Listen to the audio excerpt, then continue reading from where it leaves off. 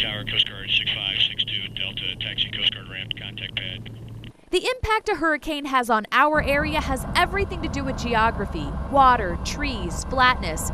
But those are characteristics that are tough to understand from the ground. It's not something they do every single day. So we convinced E5 Alan Smith and Commander Tim Eason to help us get the wider perspective on the area from the sky. Commander Eason was in the second wave of rescues for Hurricane Katrina.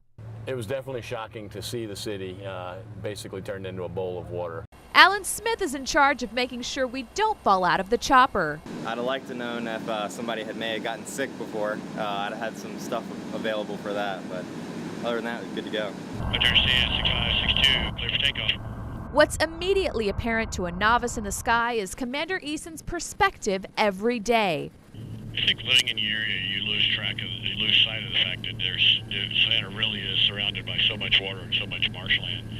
Even though Savannah's inland, we're essentially surrounded on 3 and a half sides by the marsh and the major waterways to the north and to the south, and obviously the ocean to the east. What happens when the water pushes ashore is one of the primary concerns in a hurricane. If you want to get a slight sense of that impact, think about the road to Tybee.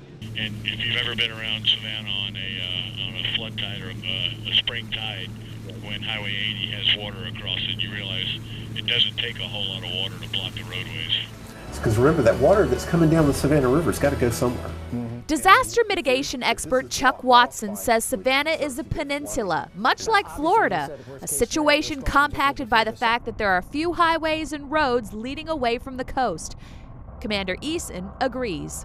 I mean, you look around Savannah, and essentially your only ways out are going to be, 17 to the south, 204 out to I-95, 16 out, 30 and 80, or 80 and 21, and then over the Talmadge Bridge. Yeah, you're very limited, and it's when everybody tries to evacuate, you can see how the congestion is going to pile up in a hurry.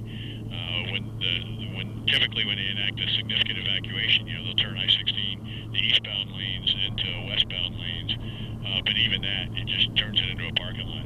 You look at the size of this area and the number of people trying to leave. Look at any given day when you're listening to the traffic reports what one accident does. Try that with a mass evacuation and see how long it takes you to run out of gas in one spot. With the roads clogged and the wind and water headed in, you might look to the sky to help you get out, but the sky will be empty. So one thing that you have to remember, that these guys are here to rescue you, but not all the time. They have to evacuate like everybody else so their equipment doesn't get damaged when a storm rolls in. As the actual hurricane proper is blowing through, we're not going to have aircraft up there pulling people off of rooftops at that point. At that point, it's too late. They need to happen before or after. We can't knowingly endanger everybody, air crews, all of our people, and our response capability. Because people didn't listen to the calls early enough. So that's one of the things that's most important people understand, is that if they're waiting for it to be a life and death situation, there's no guarantee that we would be able to come out at that point. So as the hurricane rolls through, we'll evacuate out of the way and then follow in frontal storm passage. So last thing that we want is to have all of our helicopters stowed in the hangar here and then have the hangar fall over on top of them and completely deprive us of emergency response assets. And we'll pre-stage our aircraft somewhere out of harm's way. And ideally, again, predicated on the path of the storm, the desire is to bring the aircraft back on the backside of the storm. And then as soon as the storm passes through, we'll launch everything that we have to get back there and get to be able to help people as best we can. Commander Eason is born and raised in Savannah. He remembers when Hurricane David just brushed the coast in 1979. I was a kid here at the time, and the flashbulb memories that I have is of going to Shoney's on Victory Drive and getting a glass of tea with one cube of ice in it because power was out all throughout Savannah for about a week, it seems like. He also remembers the painful evacuation for Hurricane Floyd, and he fears that experience might influence people's planning. We actually had a mass evacuation, and I-16 was a parking lot, and the storm wound up not even coming close to Savannah. And a lot of the long-term residents tend to remember that and think, why would I evacuate when the storm's not really going to hit, no matter what the forecast track says.